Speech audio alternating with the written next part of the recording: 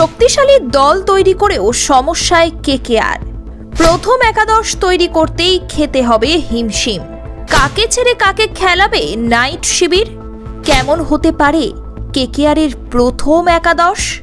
বিস্তারিত জানতে দেখুন এই প্রতিবেদনটি।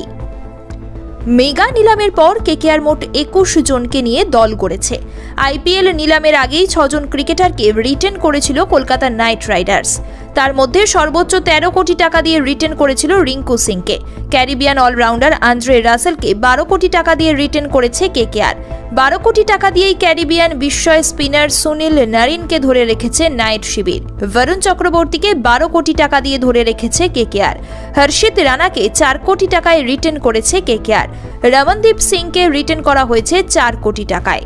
এদিকে নিলামের টেবিল থেকে 6.5 কোটি টাকায় দক্ষিণ আফ্রিকার পেসার অনরিক নখিয়াকে নিয়েছে কেকেআর।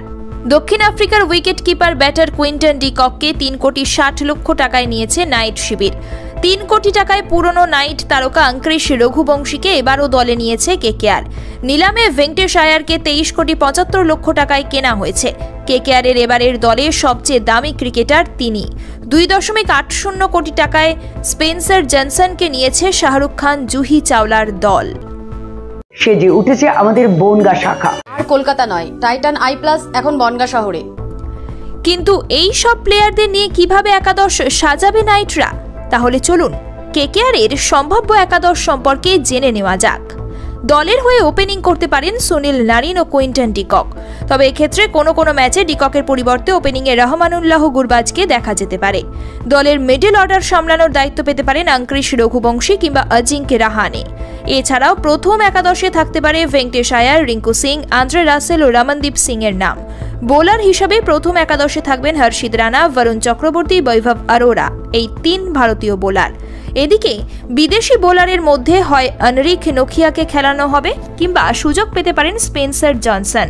এভাবেই হয়তো রণনীতি সাজাবে নাইট শিবির। ब्यूरो रिपोर्ट ई समकालीन। ये टाइटन का सनग्लास है एंड इसमें पावर्ड लेंस भी लगा सकते हैं। আর কলকাতা নয়, টাইটান আই প্লাস এখন বনগা শহরে। চক্ষু পরীক্ষা সহ সানগ্লাস, কন্টাক্ট লেন্স পাওয়া যাচ্ছে বনগার যশোর রোডের নিজস্ব শোরুম। নতুন নতুন কালেকশনে সাজাবো গোটা পরিবারকে। আর তাই তো সেজে উঠেছে আমাদের বনগা শাখা। শিমুলতলার মোড়, যশোর রোড, আদি মোহিনী মোহন কাঞ্জিলা।